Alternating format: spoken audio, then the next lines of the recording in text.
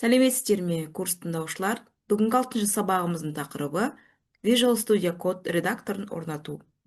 Бұл сабақта біз Visual Studio Code редакторын орнатуды үйренеміз. Сонымен қатар input және print операторларының жұмысымен, кодтарымен қалай жасалуымен үйренетін боламыз. Ол үшін алдымен біз арнайы веб парақшаға өтеміз. Ол бізде код нүкте Visual Studio нүкте com деген веб парақша болады. Яғни бұл біздің официально өзінің веб Visual Studio'сының тегін жүктеп алатын веб парақшасы. Енді қараңыздар, download дегеніміз ол жүктеу деген мағынаны білдіреді. Download басамыз, яғни жүктеу. Қараңыздар, менде сіздерде кейбір ноутбуктар мен компьютерларда Windows жүйесі мен Mac жүйесі болуы мүмкін. Менің компьютерімде Windows жүйесі, яғни сіздер өздеріңіздерде Windows жүйесін жүктесеңіздер болады. Жүктеу батырмасын басамыз, C дискісін таңдаймыз, сохранить ететін басамыз. Міне бізде жүктелді. Ашамыз. Енді қараңыздар, мына жерде біз жазамыз. Я принимаю условия соглашения. Соглашениyaсын басамыз. Далее батырмасын басамыз. Одан ары қарай далее. Осылай қалдырамыз барлығын. Және мына галочкаларға тиіспейміз. Әрі қарай біз қалай тұр солай далее басамыз. Установить. Егер сіздерде ағылшынша болса, next, install деген батырманы басатын боласыздар. Осылай бізде сәтті жүктеледі. Finish деген шығуы мүмкін сіздерде ағылшынша. Завершить. Бірден бізге мына осылай орнатылады. Енді қараңыздар, бұл парақша Visual Studio'сының терезесі болып саналады. Мұнда бізде әлі Python бағдарламау тілі жоқ, бірақ өткен сабақта мен сіздерге Python бағдарламау тілін қандай веб-сайттан жүктеу керек және қандай версияны алу керек туралы нақты айтып кеткен болады. Яғни өздеріңізге кез келген версияның Python'ды орнатсаңыздар болады. Енді қараңыздар, ол орнатуды тура осылай өте оңай әрі тез. Енді менде өзімнің ноутбугымда арнайы Python версиясы орнатылған болғандықтан, сондықтан мен ары қарай осыны веб редакторына мен одан ары қарай оны қазір жүктейтін боламын. Енді қараңыздар, мен осылай басам. Сосын менде мына Python деген шығады. Python'ды басам.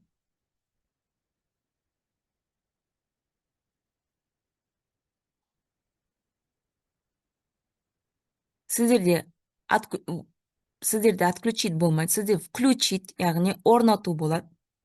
Менде алдында орнатылғандықтан осындай шығып тұр. Әрі қарай бізге Python бағдарламау тілі орнатылды. Енді кез келген Python бағдарламау тілін, кез келген бір файлды біз жазып көрейік. Ол үшін біз мына жерге файл, создать файл деп басамыз. Файл Python дегенді басатын боламыз. Енді қараңыздар, сіздерде мынандай аты жоқ бір файл пайда болды. Енді бұл бізді Python бағдарламау тілінің файл екен көрсету үшін біз бұны .py деп сақтайтын боламыз. Ол үшін біз мына батырманы басамыз. Файл, сохранить как. Кез келген загрузкаға басып, мына жерде атауын беруге болады. Мысалға мен бүйтіп жазайын. Мысал деп жазайын. Мысал 1 деп жазайын. Бұл дегеніміз не?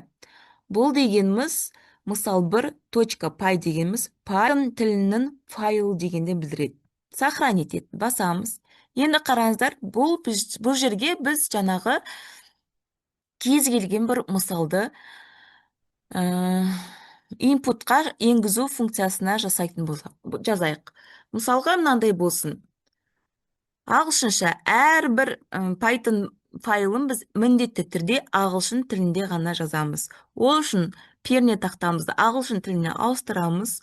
Кез келген айнымалы береміз. Айнымалыны қалай беру керек, қалай жасалу керек, мен өткен сабақтарда түсіндірген болатынмын. Егер де сіздер ұмытып қалған болсаңыздар, сол сабақтарда қайтадан көріп, қарап алсаңыздар болады. Мысалға мен кез келген а айнымалын берем. А айнымалына тең деген жазам. Сосын бүйтіп жазам. Input деп жазам міне. Бізге подсказка беріп отырады өзі әрдайым. Input. Жақшаны ашам. Жақшаға мен комментарий жазам. Комментарийға бүйтіп жазам. Аты, атыңыз,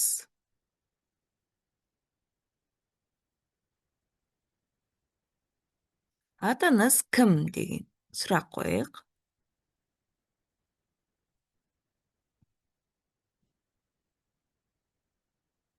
Атыңыз кім деген. Келесіне тура осылай мынаны копировать ставить деп қойсақ та болады.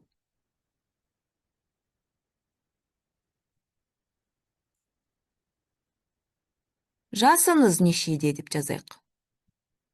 Жасыңыз нешеде. Қараңыздар, курс тыңдаушылар. Мынау дегеніміз, яғни бұны басқа бір немен берейік. Айнымалымен берейік. Б деген айнымалысымен берейік. Мысалы, қараңыздар, мен өткен сабақта айттым. Input дегеніміз енгізу. Енгізген кезде біз қандай сұрақ арқылы енгізіп тұрмыз? Комментарийда атыңыз кім? Б input. Жақшаны ашамыз, комментарийді ашамыз, жасыңыз нешеде? Сұрақ белгісі, комментарийді жабамыз және жақшаны жабамыз. Ары қарай келесі тағы бір нені жазатын болайық айнымалына. Ол айнымалына с деп берейік мысалға. С айнымалы деп берсек. Қайда тұрасыз деген мысалға. Қайда тұрасыз? Тұрасыз деген сұрақ қойық. Келесі тағы бір айнымалын қосайық. Мысалға кез келген бір д деген айнымалысын қосатын болсақ. Д айнымалысы. Жетекшінің аты жетек. Қазір. Жетекшіңіздің аты деген сияқты. Мені қараңыздар. Осы айнымаларды біз шығару үшін өткен сабақта айтқан болатым. Print операторын мен шығарамыз. Print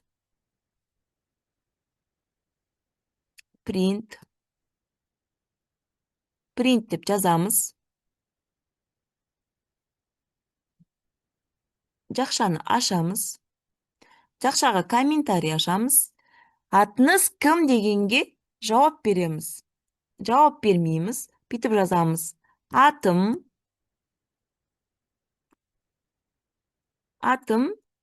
қос нүкте қойық. Атым, одан кейін біз үтір қоямыз. Сосын біз қайсын шығарамыз? А айнымалысын шығарамыз. А деп жазамыз. А, яғни А айнымалысын шығаратынын біліп тұрмыз. Керісінше, сәйкесінше біз жазамыз. Print.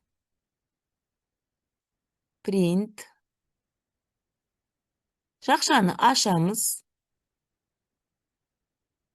Жақшаны ашамыз. Комментарий ашамыз. Жасым, қос нүкте. Жасым, қос нүкте. Комментарийдан кейін өтір береміз. Одан кейін қайсын шығарамыз? Я, дұрыс, Б айнымалысын шығарамыз. Б. Керісінше, print. Жақша ашамыз. Тырнақшаны ашамыз.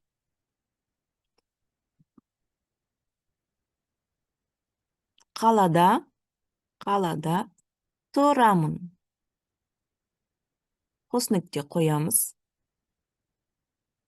Тырнақшадан кейін өтір береміз. Өтір. Келесі айнымалыны шығарамыз. Ол бізде келесі айнымалы С айнымалысы. с деп жазамыз. Жақшаның ішіне жазамыз. Келесі print жақша, тырнақша, жетекшім,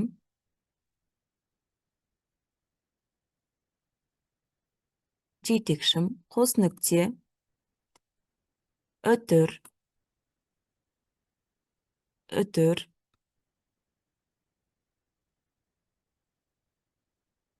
д айнымалысын шығарамыз. Д. Қараңыздар группа. Енді қараңыздар, бізде мынандай терминал деген терезе бар. Бұл терминалға біз жалпы дегеніміз не терминал деген? Терминал дегеніміз біз жасалған, терезедегі жасалған барлық енгізу мен шығарулар, барлық жасалған жұмыстарды нәтижесін көру консоль деп аталады. Сол консольғы терезесіне шығарамыз. Енді қараңыздар, осы берілген енгізу операторы мен шығару операторының нәтижелерін көру үшін біз мына жерде run деген запуск файлов Python деген басамыз. Басқан кезде, міне қараңыздар, консольда бізде енгізуде не көріп тұрсыздар? Яғни консольда бізде енгізу арқылы, яғни input арқылы біз атыңыз кім деген жауап сұрақ қойып тұрмыз. Атым Талғат деп алайық. Enter'ды басамыз. Келесі сұраққа көшеміз, яғни Б айнымалысын. Жасыңыз нешеде? Жасым 17-де. Enter'ды басамыз. Қайда тұрасыз? Яғни уже бұл жерде С, яғни бұл жерде С айнымалысы яғни бұл жерде келесі С айнымалысы орындалып тұр. Қайда тұрасыз? Мысалы, Атырау. Enter'ды басамыз. Жетекшіңіз аты кім? Жетекшінің аты Марал. Саят қызы деп берейік. Саят қызы. Әрі қарай Enter'ды басамыз. Қараңыздар, не шықты? Бізде келесіндей мынандай кодтың нәтижесі шықты. Атыңыз кім? Талғат. Жасыңыз нешеде? 17. Қайда тұрасыз? Атырау. Жетекшіңіздің аты Марал. Саят қызы деп біз бердік. Сондықтан атым принтті қараңыздар. Принтті шықты. Атым Талғат. Жасым 17. Қалада тұрамын? Атырау. Жетекшім Марал. Саят қызы деген нәтиже шықты. Бүгінгі сабақта біз input және print операторларының жұмыс орындалу кодтарын сіздерге көрсеттім. Бұл дегеніміз әрі қарай сіздер айнымалыларды қосу арқылы сіздер өздеріңіз әрі қарай келесі айнымалар мен принттерді жазу арқылы хоббиім қандай, тобым қандай, нешінші сыныпта оқимын деген сияқты жұмыстарды орындасаңыздар болады.